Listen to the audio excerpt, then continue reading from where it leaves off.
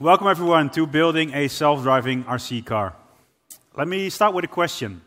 Please raise your hand if you would like somewhere in the future to own a self-driving car. So a car where you just sit in that will drive you from A to B. All right, I'll ask again after this session and we'll see if you still have the same idea. So do you know these conference talks where a speaker or two speakers get on stage and then they start explaining and giving a little context and then doing a little demo and then you need to wait 15 minutes for the entire attention to build up and in the end you get the demo where you see everything you've learned in the entire session and you're waiting for 49 minutes and then it all gets explained in 1 minute. So we won't keep you waiting for 15 minutes because we'll start with a demo right away. So that afterwards we are all relaxed. There's no tension about exciting demos. We'll start with the demo and then explain how we did all this.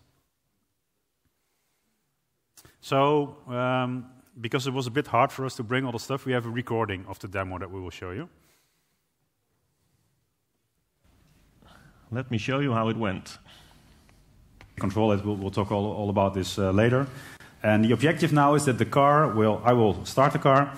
It should drive itself, stay between the white lines, and then stop when it's not seeing any lines anymore. So if everyone will cross their fingers now, right? See if it works. If you're up front, I would advise you to lift up your legs. So you're all safe now? Well, we have an idea what's going to happen, but unexpected things happen all the time. So let's see, we're connected. Here we go.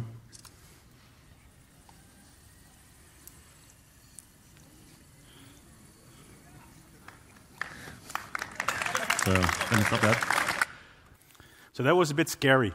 Actually, it was one of the scariest demos we've ever done. Because typically when we do a demo at a conference, we have our hands on the keyboard and we control what's going on. In this case, we couldn't do anything. So we just fired it up and kept our hands up and then needed to see what was going to happen. So we'll tell a bit more about how this went later. Let's first be nice and introduce ourselves to you. So my name is Bert Schrijver. I work at J-Point in the Netherlands, where we typically do consulting and contracting jobs for various clients throughout the Netherlands. I also work at OpenValue, which is a small Java startup.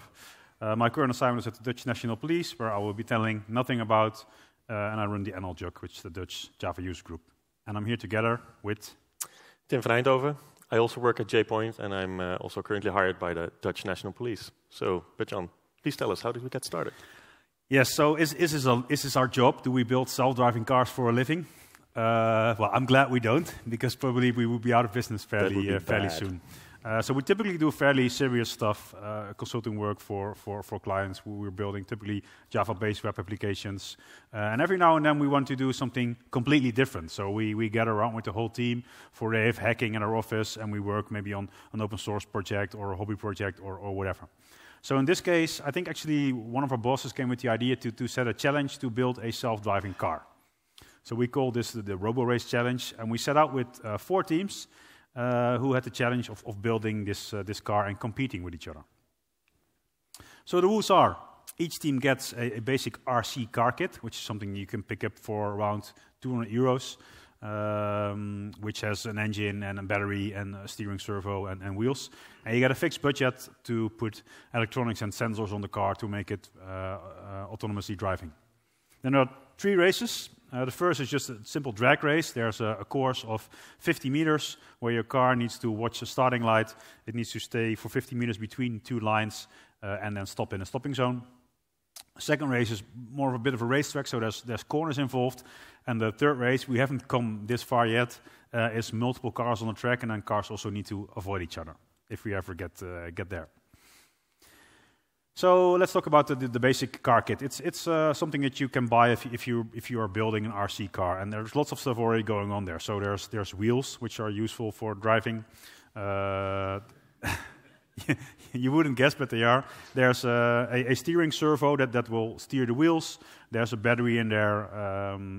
There's some suspension. What you typically do is buy this and then plug in a wireless receiver and then buy a remote control that connects to the receiver and then control the car. But we need to make it smart. So we put some electronics on there, a Raspberry Pi. because every project gets cooler when you throw in a couple of Raspberry Pis, right? So we put a Raspberry Pi on top of it, and it needs to get power. So it gets power from the car battery by some unidentified component we ordered in China that converts the battery current from 7 or 12 volts to 5 volt USB. So then the Pi could be powered from the car battery. Then we need to run something on there. So we chose Vertex for this. How many of you have heard of Vertex before? Okay, about 1/3, I would say. Vertex is it's a fairly general purpose toolkit for building reactive application on the JVM. It is event-driven, it's non-blocking, and it's general purpose, so you can basically build anything with it. So at one of our previous clients, we were building web applications for an educational publisher, but you can also run it on a car. So why did we choose it? A couple of reasons. It's fairly lightweight, both in terms of resource usage and also in terms of disk space. It is polyglot, so we had the idea at first, there were a couple of front-end developers who also joined the team, that maybe we can write some parts in JavaScript and some parts in Java. In the end, we ended up writing only Java. And the most important thing is there's a distributed event bus. So whenever you run multiple instances of Vertex, they cluster together, but even over the network, and you get an event bus that you can use to send messages between the different components. And this enables us to run a small piece of control software on the Pi, and then connect to it over Wi-Fi and run all the rest on our Mac. And this makes debugging and deployments a bit easier. So I would say that the event bus was the biggest feature that we gained from Vertex. So if you want to learn more about Vertex, I did a talk about it once. It's up on YouTube. I would say it's a pretty cool framework to work with as a developer. Definitely. So then we need to hook stuff up. So we are there usually when you put in your wireless receiver, there are a couple of wires that go in there. A couple of wires go to the speed controller, and a couple of wires go to the steering servo. So what we did is not put the wireless receiver in there, but connect those wires to the GPIO ports of the Raspberry Pi. So you can see some cables running from the GPIO ports to the steering servo, which is something below here, and to the speed controller, which is somewhere below here. So a servo is basically a simple motor that can go in both directions, and that you can set at a specific angle. So this is useful for controlling the wheels. The speed controller is a device that you can use to control the amount of current that goes from the car battery to the engine. So maximum positive current is maximum speed ahead, maximum negative current is full speed reverse, and somewhere in between is somewhere in between. So we connected those devices to the GPIO ports of the Raspberry Pi, and GPIO stands for General Purpose I/O, which stands for General Purpose Input/Output. So these are fairly general purpose pins. There's a schematic that you can look up, and these pins have numbers, and they either power 5 volts or 3 volts, or there's a data pins, and there's ground pins. So typically one device has power, ground, and a data pin. And this is all you need to control a servo, speed controller, but also other devices you connect to these ports. We were powering them with 5 volts, I believe, because that's how these devices work. So then they are connected, but now we need to understand each other. We need to make the Pi emit signals that the speed controller and the steering servos will understand. So this turns out to be PWM, which stands for Pulse Width Modulation. And these are basically pulses that get sent out over the wires, and you vary the width of these pulses, and you can use this to put a data signal on these wires. So in our case, it was a signal, I think, between minus 256 to plus 256 that we could use to either control the engine or control the steering. And we did a little bit of digging about how to send these signals on Raspberry Pi. There's a utility called Servo Blaster, which is up on GitHub, which you can download, and then you'll get a Linux device, Dev Servo Blaster, where you could echo commands to. So echo 1 is 200 greater than Dev Servo Blaster. We'll send the character 200 to Servo Blaster device 1.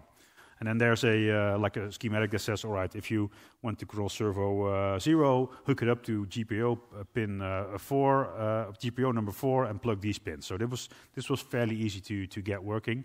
And I would say that I think within half a day or so, we could, by echoing commands on the Pi, control the wheels of the car. We noticed fairly quickly that when you're making stuff that drives, that you need to worry about safety. Well, not really our own safety, but the safety of our car. Because our first prototype was Raspberry Pi on the car, Linux on there, Wi-Fi stick on there, Mac connects to the Pi, we SSH into the Pi, and we type in the command line, echo 3 is 251, greater than dev servo blaster. This would set the wheels to course. Maybe we wanted to drive. We said echo 4 is 200, greater than dev servo blaster. And this would send the speed to the speed controller. So when I first wanted to make a drive, I made a typo in the command that I sent to the speed controller, and it burst away at max speed to the other side of our office. Luckily, there's a big rubber bumper in there, which we I think save lots of trouble for us. But it went away so fast that I was typing the commands to make it stop, but it was already out of Wi-Fi range. So so then we needed to run. That was the only option. So we figured out pretty soon that we needed some safety mechanisms. So what we did is build a heartbeat that sends from the Mac that controls everything a signal, I don't know, every 200 milliseconds or so. And as soon as we haven't received 2 of those heartbeats, so we can have 1 packet drop on the network, as soon as we haven't received 2, then it will shut down the engine and stop. And that turned out to be fairly smart thing to do. Then we needed the car to have eyes. So we bought a Raspberry Pi camera, which is also fairly cheap, I think around 30, 35 euros. You plug it in 2 pins on the Pi, you have a camera working. Now we need to get a video stream, and we use the Raspberry Pi Cam web interface for, which surprisingly is a web interface for the Raspberry Pi Cam. So you can, it's also free on GitHub, you can install it, it fires up a web server, it connects to the Linux video device, and then you can stream video from either through a web page or maybe through MJPEG or MPEG-4. And there's a web interface you can use to control the video settings, so stuff like brightness, contrast, white balance, and this turns out to be fairly useful for us. So I would say that we are almost ready to go. So we have the car, we can control it. We have so Vertex and Java running on there. We have some control software on the Mac. We have video stream from the car. If we put everything together, it kind of looks like this.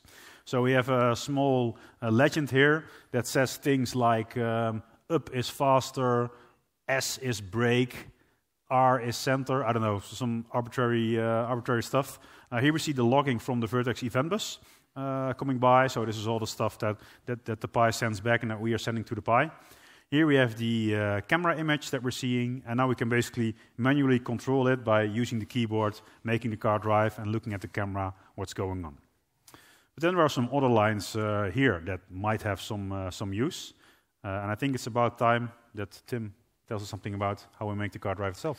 Right, so now we had all the hardware, we had the software set up, but now we needed to let the car drive itself.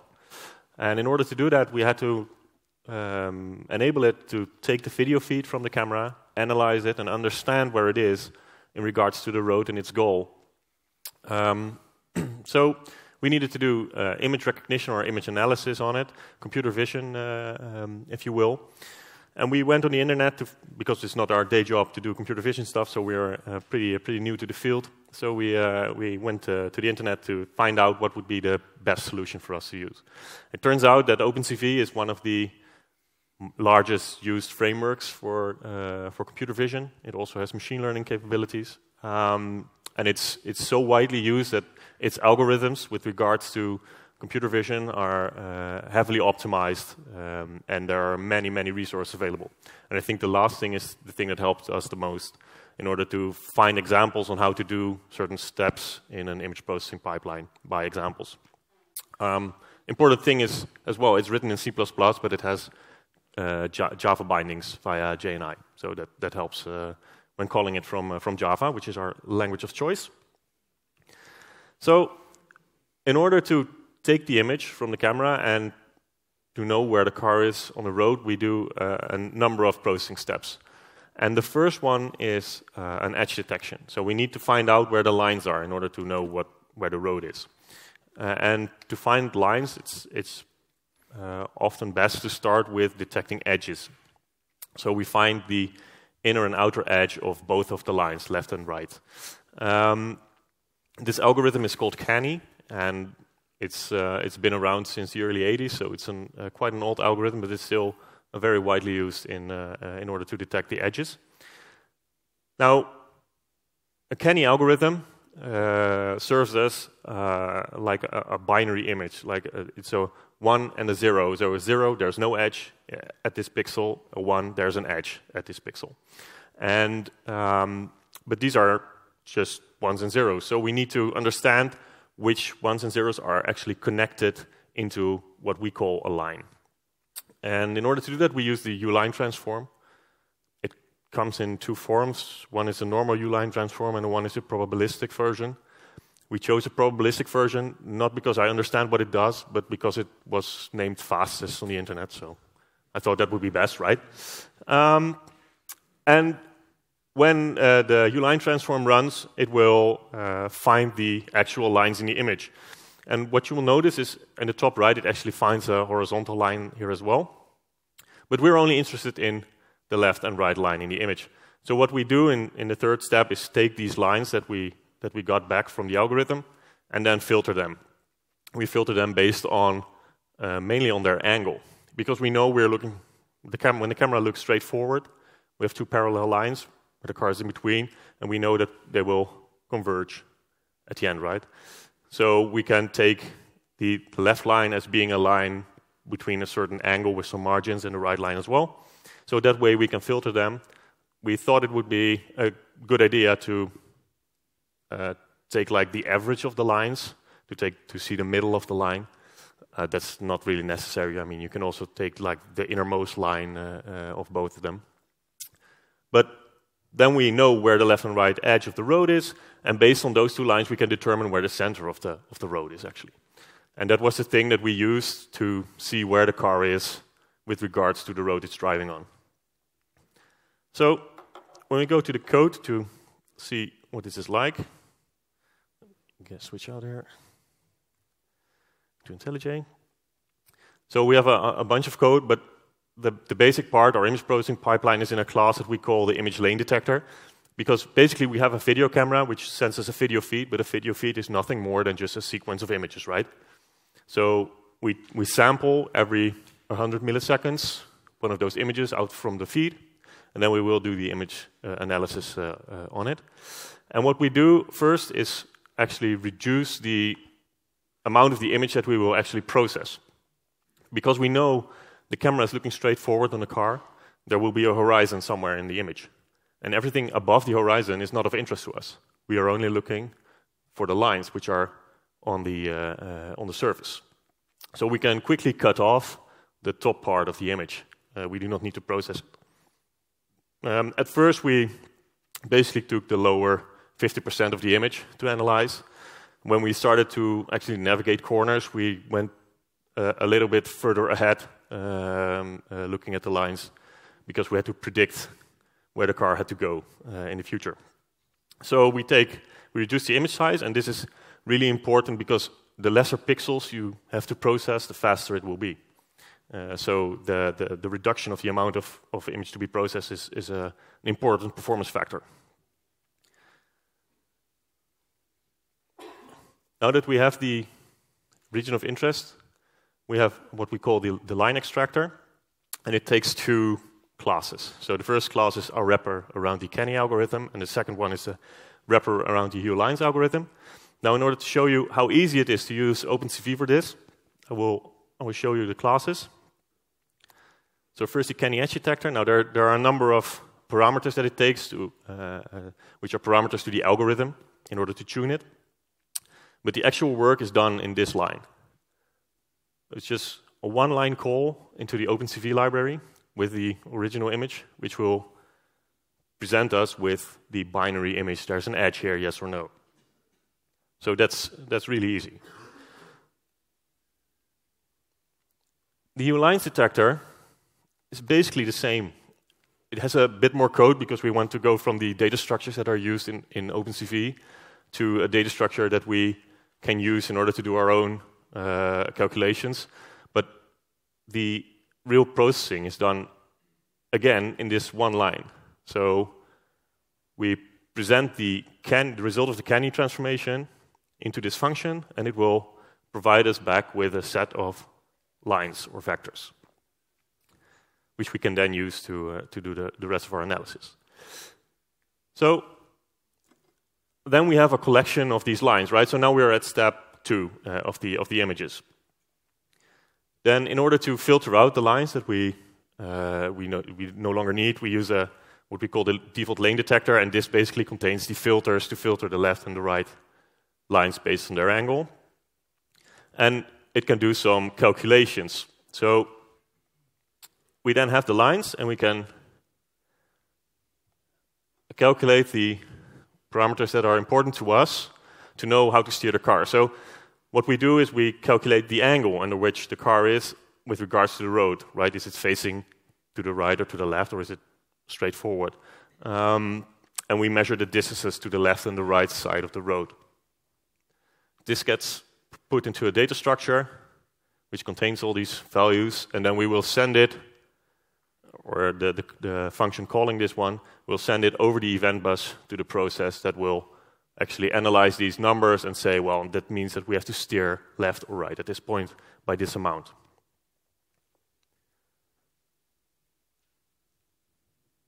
So basically, in order to do this image pipeline, it's 2 calls into OpenCV. But now we have some code, but I mean, when you're programming, you have to have a proper architecture, right? Everyone needs proper architecture. So we sat down and we thought, well, let's design an architecture. Spoiler, this is not proper architecture, okay? It's an architecture, it's not proper. And I will tell you why in a minute. Now, first off, these names in the processes, do they mean anything to anyone? The Dukes of Hazzard, that's right. So when we formed the teams, we decided it would be cool to call our team the Dukes of Hazzard. And when we decided on the architecture, we thought, or, well, let me take responsibility. I thought it would be a brilliant idea to name all these processes after the characters in the Dukes of Hazzard series. So every process gets a name of a character, right? And then we have this event bus, and they can talk to each other. So that would be awesome, right? Turns out it's not. Because the file that we access the most in our project is the README file that tells us which name, which character does what function in our system, right? It's insane, but okay, anyway. Let me explain it to you. So basically we start with the camera, right, which has the image feed, and it feeds it into the process called Daisy. This is where the code lives that I just showed you. So Daisy has the image processing pipeline. In order for us to understand what is being done in this pipeline, we have another process which ties into it and takes all the intermediate results. So the result of the Canny detection and the result of the U-lines detection are all extracted from Daisy so that we can present them in our UI, so that we can understand what the algorithm is doing. Why is it not seeing lines? Why is it deciding to go anywhere, not where it's supposed to go, right? The other thing is that the data structures that are created, so with the angle and the distances, is sent over the event bus to a process called Luke. And Luke was the character in the show that was the smart one. That's the smart one of the 2 brothers driving the car in the series. So Luke is the one that understands what needs to be done when the car is under a certain angle. And it will tell the process running on the car, Bo, to steer left or right, or to accelerate or decelerate. This will then send via the servo blaster system that we showed you commands to both the steering servo, making the wheels go left or right, and to the engine, making it go faster or slower. And there are 2 other processes running. So one is Flash, which is the system checking the heartbeat. Right. So this is the safety mechanism running on the car. When Flash does not receive a heartbeat for or 2 or 3 heartbeats, it will shut down, or it would tell the engine to set the speed to 0 in order to stop the car. And it powers the beautiful LED that we have on the rear of the car. And then we have one process called Boss Hog, and this is basically our UI. So this is the thing that allows us to send our manual commands to the system. Now these processes are running on a laptop, and these two processes are running on the car. So that's a beautiful architecture. It's not a proper architecture, but it looks lovely. I mean, this car has to be awesome, right? It is awesome. And we have kind of this expectation that, well, we've now built the next Tesla. We have a Tesla killer. Our car will be in stores next year and Tesla will go bankrupt. Well, in reality, our car is more like this. So, you know, it drives, it does a bit of driving, but, well, it could be a bit better. So, and we have some video to prove how well it drives. You get to be the judge. So this is, I think, actually recorded in my kitchen, where we did the first full integration test of our system. So we have the starting light here, and when this light goes off, the car should drive, stay within lines, and then stop in the stopping zone. So here we go, fingers crossed. All right.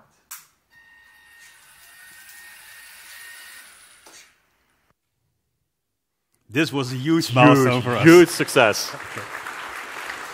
I'm happy that you're applauding because we were screaming in my living room, and this where first stuff got to work together a little bit, and then we did a bit more a longer test, which is in the hall that's next to our office, where we need to make sure that it could also navigate through a bit longer lanes.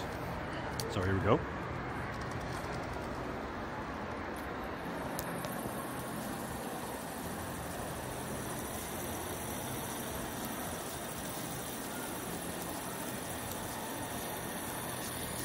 You can see that it's starting to swerve a little at the end. And this is a traditional feature of a feedback system. So we're currently navigating based upon the angle, and we overcorrect a little. So then we need to overcorrect a little back, and then we end up here. So we start swerving. And I think in one of our previous sessions, somebody mentioned this autonomous drunk driving. So that's kind of where we are. And it's the result from the fact that we're constantly steering based on the angle that the car is making. So we were practicing this here, and there's a big hall next to our office that's often used for expositions. This time, I think there was a baby exposition, so you can go there and you can find all the stuff you can buy for your yet to be born child. And we were practicing here in this alley, and then for some reason, the car found this small passway here. It's a beautiful road, right? Yeah, so it drove straight, it made a 90-degree turn, and it went straight into here, onto the baby expo. So I needed to run after it. People were shouting, "Wow, there's a drone!" And I needed to run in there to fetch the car. So what happened? Well, we don't really know. Maybe it thought that these were two nice white lines that it should follow. We're not really sure, but you know these things happen. And then this is a video of a bit longer trajectory with a bit more lighting conditions. So we found that the car is very susceptible to different lighting conditions. So shades, maybe it gets dark. We're not detecting any lines, we're basically blind, so we can't say anything. So we made a couple of parameters, you might be able to see them here, that we could tweak some parameters for the edge detection. Let's see how this goes.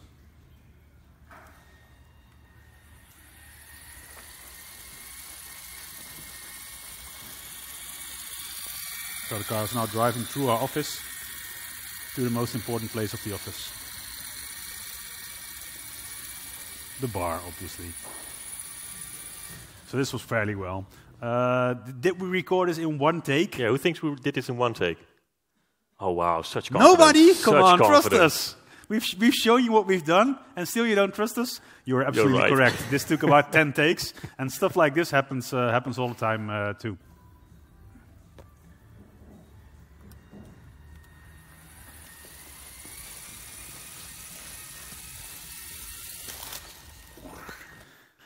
So what happened here? Who has an idea what happened? Reflection, yeah, that's actually, it took us a few iterations of this talk before people started suggesting this. The car is actually nicely between this line and this line. So it's doing fairly well, but this wasn't what we were expecting. So then it was time to race. So we had practiced the entire day. The car was driving nicely between the two lines and stopping in a stopping zone. This was all doing well. And then for some reason we had decided that we needed to do the race during the night. Yeah, it was a brilliant plan. That was a great idea. So lighting conditions completely changed. We needed to drive in cars to have enough light, and then it was really bright and then dark and shades, and this was a disaster. So there were, of the 4 teams, 1 team didn't drive at all. 1 team, the car was built by, there was a group of front-enders. Their car looked awesome. It had LEDs on there. It was fast. It was beautiful. Could it drive autonomously? No. They did have a cunning plan, though. They had the idea of setting it to a set speed, setting it straight, and then measuring how long it would take to go to the end, and then cutting off after exactly 16.3 seconds. Which was clever, but didn't really work. So there were 2 teams left. So we were left, and then one of our colleagues, Gijs, his team, were left. And actually, the team of Gijs was performing a little bit better. And when we were doing the race went like this. So Polar car started about halfway. The car from the team from Gijs switched lanes, kept driving, stopped in the stopping zone. Our car drove like 15 centimeters further and then departed the lane. But the rules clearly stated that the car that drives the furthest in his own lane should win the competition. Right. So we won, yay! But actually, I think the car that the team from Gijs has produced was a bit better. So, are you around, Gijs? Are you here? Is there? Gijs, come up front. Come up front. So, guys, give a round of applause for our colleague Gijs, who actually had a better car. So, Gijs, we didn't bring the trophy, but we want to congratulate you because actually you won the second race. Another round of applause for Gijs, please. So then, after the race, we did nothing for a while, and then we went to work on it a bit more. And the first thing we did was change the way that the car steered. Because at first we were still steering based on angles, and from day one, Tim had been saying to me, we need to stop looking at angles, we need to look further, we need to look at the horizon. And I was like, yeah, you're right, and didn't do it for no obvious reason. Minimum viable product, was it, right? Yeah, sure. Yeah, right. It was working. So what we did is try to look as far as possible. So try to see where the 2 lines from the side of the road cross each other, and that should be somewhat our point on the horizon. And then just steer to that point of the horizon. And that worked surprisingly well. It worked so well that when we first started out on a straight track, we thought that the car was broken. Because we sat on the track, it drove straight to the end of the track and then stopped. And we're like, well, it's not steering at all. So then we put a little bit aside, and then it still drove to the end of the track. So that worked fairly well.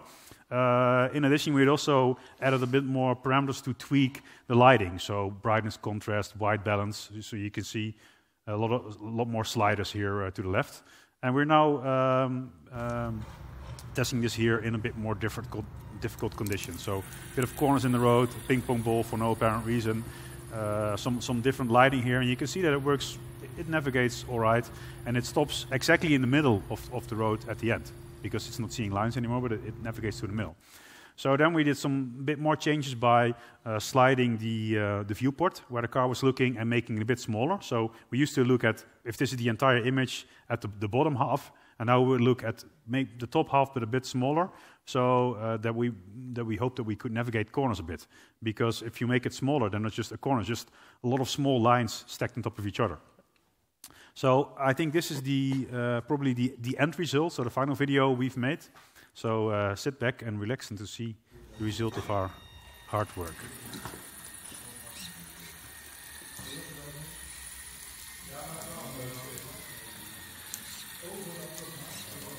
Drunk driving there, a little.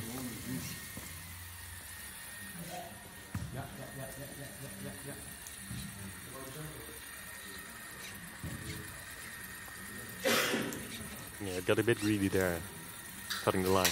Yeah. That is pretty good, right?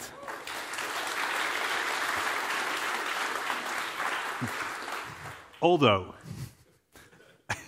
I must admit, there might have been some changes to the track to accommodate difficulty the car had navigating the track. For example, it might not be a coincidence that this line is following this shade piece from the pool table perfectly. So we noticed that it had some trouble, so we moved a couple of lines a bit so that it would work a little bit better. So, okay, guilty, don't tell anyone. So this is our little project, and how many time do we have in? I think around between 80 and 120 hours. Yeah, I think so. I guess. Each, yeah. How does this compare to the real world? Would you get in a car like this, or maybe buy something better? Right. So it's easy, right? We have our own mini Tesla now. Well, not so much. In the real world, things are bigger scale, consequences are bigger, so it's quite hard to do for real. Now, the car industry actually has some formal levels of automation. At level 0, a car does nothing. Level 1 and 2 are cars that actually can automate certain tasks. Only one task at a time, and 2, multiple tasks. So I think most of the cars we drive are actually level 2, so they have stuff like lane assist, adaptive cruise control systems, which can work in unison. Then there's level 3, where cars can actually handle dynamic driving tasks, so switching lanes, for example, or actually navigating intersections. And this is basically where Tesla's at, I think, in my opinion. So in this situation, the car still needs a driver to be able to intervene at any moment. So the icon is not really right. Yeah, so the driver should not sit reversed. He should actually have his hands on the wheel. Then at level 4, a car can officially be driverless in certain environments, and this is basically where Waymo is at, or arguably at. So Waymo this is a former Google car project. They have cars in Phoenix driving around as a taxi service. They will come driving up to your house. There's no one behind the wheel. You can sit in the back, push a button, and the car will bring you to your destination. Now, there's actually someone remote that can control the car remotely in case it's needed. But one could argue that this is a car that can officially be driverless. There's no one physically behind the wheel. And then at level 5, we have cars that actually have no controls at all. So they drive themselves, you cannot intervene. Now, there are 2 big strategies when it comes to hardware with self-driving cars. So the one big strategy is the one that Waymo is using. So base your self-driving car around a LiDAR system. And LiDAR is basically a laser-based radar system. It's augmented, or there are supplemental sensors. So there are extra sensors, there are extra cameras on the car to give it more input. But the LiDAR system is the main system that is used in order to see where the car is on the road and where it should go. These LiDAR systems are really expensive. So one of the reports I read, and it's a couple of years old, but I think the price is still pretty steep. It was $70,000 for one of those units on top of a car. So that's pretty expensive. Just outside our budget of 150 euros. Yeah, that couldn't be on our car, right? So this is the one. And then there's, well, if you look at, let me get back to the LiDAR system first. So a LiDAR has the advantage of providing you a 3D image, or somewhat of a 3D image. So that's pretty powerful. And I think that would actually help with, for example, lighting conditions, right? So driving at night, or perhaps in situations with fog, for example. Now the other side, if you will, is the side where Tesla's on. So they say, well, all this expensive hardware, that's too expensive. We do not want all this expensive hardware. We can do it with cheap hardware. We can base our self-driving system around a set of cameras on the car. And then we also have stuff like radar for seeing obstacles in front of us. But the main system for self-driving is the computer vision system. So if you're a bit imaginative, you can think it would look something like this, right? It detects the lines on the road, it detects the other cars around it as objects, and then it will base its actions on this. Now this image is clearly not a Tesla, it's a Honda, and it's taken from the website of Comma AI, which is a company founded by a hacker in the United States. He decided that, well, I mean, Google is doing it with the self-driving cars. I'm pretty smart, I can do this myself as well. So he hacked his Honda car, made his phone run software that could actually apply the computer vision and then decided to steer the car. And that way he built his own self-driving car, which is pretty impressive. However, the government found out and said, well, maybe this isn't a very good idea, right? To have everyone build their own systems and drive it around in the wild. So you can no longer do that. And he said, well, okay, then I will create a company that does this. So he created his company, AI. They have a lot of open source software when it comes to self-driving cars, so it's pretty interesting. Look it up if you're interested. I think the government said something in the lines of, friends don't let friends build autonomous driving cars. Right, something like that. He said, trust me, I'm an engineer. Yeah, sure. So these cars are not just running around the wild, right? So the companies that actually run these or operate these cars have to take all sorts of precautions in order to keep it safe for the rest of the world. So, for example, the cars from Waymo only drive in their fully self-driving mode in areas that are pre-mapped with LiDAR. The whole level 4 autonomy of Waymo is only done in Phoenix. They're looking for expanding it to other regions as well, but they are limited to those areas. They only run in strictly defined conditions, so only when weather is fair. So it's no coincidence that these cars from Waymo operate at this level of automation in Phoenix. For one, the state of Arizona has some of the most liberal laws when it comes to self-driving cars, so it's easiest to get a license in order to do this. And the other thing is that the city has a fairly easy road system, right? So it's all pretty straight grid layout. The conditions of the road are very, very good, no potholes and stuff. So that helps a lot. They have redundant systems, so if the main computer might shut down or be no longer able to control the car, there's a second system that can bring the car to a safe stop somewhere. Yeah, you can imagine being like in court, and then the judge saying, "So, why did you cause this accident at this intersection?" And yeah, I'm sorry, Your Honor, my car was installing a Windows update. Exactly. So it has multiple sensors, so it can take all these inputs and then compare them to each other in order to be certain of what happens around it. The control systems are isolated, so you cannot access them from in-car Wi-Fi, for example, which would be pretty bad, I think. And the system that most of these vendors actually apply is the what I call the human intervention fallback, right? So they have this disclaimer: you can put this car in self-driving mode, but you need to be present and you need to be focused on the road and be able to take over at a moment's notice. So what do Tesla drivers do? Yeah, right. So they put like it's an orange or something in their steering wheel in order to make it think that their hands are on the wheel. It's quite insane. Anyway, there's another side to these self-driving cars, and it's more of an ethical side. Actually, I think some of the ethical stuff was already addressed in the keynote that was given before this. But when we look at the ethical side, when it comes to, for example, self-driving cars, getting into situations in which they need to, well, there are no good outcomes, right? There are only bad outcomes. So what should a self-driving car do in such a situation?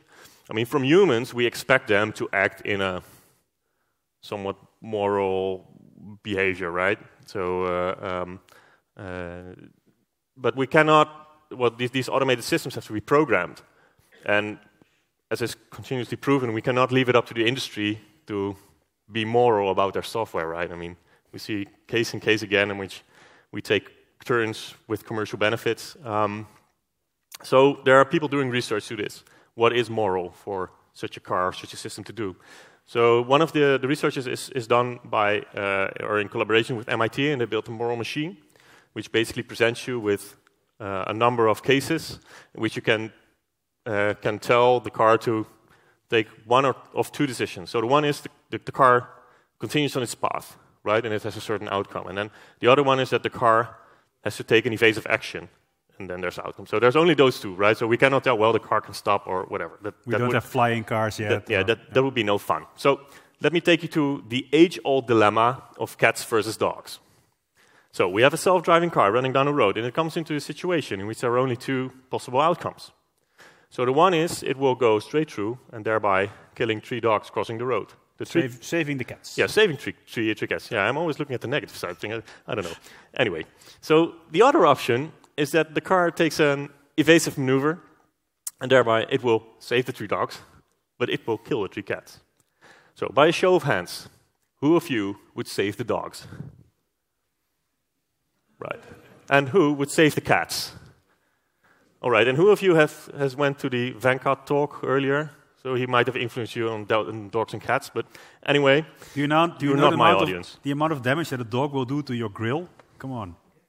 That's true. Yeah, you can look at it from the economical perspective as well. We'll see why that's a bad idea in a couple of slides. But let's pick it up a notch. I mean, that was fun, right? But now let's take it into a bit more serious situation. So you are in your self-driving car with your family, running down the road. And there's, again, a situation which can only have two outcomes. So the one is the car does nothing, and it will go straight through, and thereby killing a family crossing the road. It will save your family, however. The other option is that it will make an evasive maneuver, which will save the family crossing the road. But the accident will kill everyone inside the car, you and your family. So now, by a show of hands, who of you would save the family crossing the road, and thereby killing your own family in the car?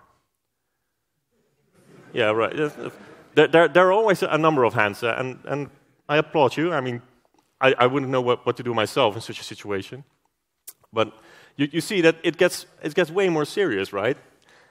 It's your own family. And when you look at the car industry, it would be really bad publicity, right? So a Tesla sacrificing all its occupants, that would be bad. But anyway, these types of things need to be considered when writing software for self-driving cars. So not only are researchers doing research on this, but also governments see that they need to put legislation in place in order to force the car vendors to let their cars be morally right or ethically correct. And the German government is one of those governments, and they have written an old document with, I think, about 20 rules for self-driving cars to be allowed on the road. And two of those rules explicitly target these types of situations. And the first one is that whenever such a situation arises, the preservation of human life is more important than anything else, right? So property damage, animal life, plant life is all less important than the human life. So that's one. And the other one is that whenever we're in a situation in which it's basically a trade-off between the one human life and the other, the car cannot make decisions based on any personal features, right? So the car cannot say, well, this is an elderly person and this is a child, so I either do the one or the other, or based on gender or physical or mental constitution. Basically, this is a rule that helps prevent bias in these types of algorithms. So the governments are using this as well in order to make the road safer, because it's very important to do this in this field in which there's a lot of development still to be done. And a lot of development needs to be done by us as well. Definitely. So stuff we think we can improve on. Detection of curved lanes is a whole different ballgame than detection of straight lanes. So that's something we need to work on. The line detection algorithm can be improved a lot. I think the biggest game we can have is to, in some way, automatically recalibrate the video parameters and the OpenCV parameters for edge detection and line detection. For example, if you're not seeing any lines, keep fiddling with the brightness until we see lines again. You know, stuff like that. Currently, our debug methodology is the car crashes. We think, oh wow, it crashed, and then we start replaying the events in our minds. Maybe look at a recording and try to figure out what went wrong. It would be better if we had maybe some flight recorder that would store some data about why did it steer into the wall. Servos can be controlled directly from Java instead of creating a Linux, a Java system command that creates a Linux command that pipes something to a device. Don't get me started on that. It would be cool to do an experiment by using maybe a neural network to train the car to drive itself. And we would like to make it really autonomously driving by optimize it for running everything, including the entire image pipeline on the car itself. So we have time for 2 questions, which I am both going to ask to you. So the first question is, after which you've heard and all the ethical dilemmas, how many of you still want to own a car that drives itself? Okay, well, still pretty much anyone. So trust in the industry there. And the final question is, please make sure to rate this session to the Devox app, because we love to have your feedback on what you liked, what you didn't like. Considering the rating, be honest, but also be generous. So thanks for your time. We'll be around for the rest of the day, so if you have any questions, feel free to reach out. Right. We're on Twitter. Thank you.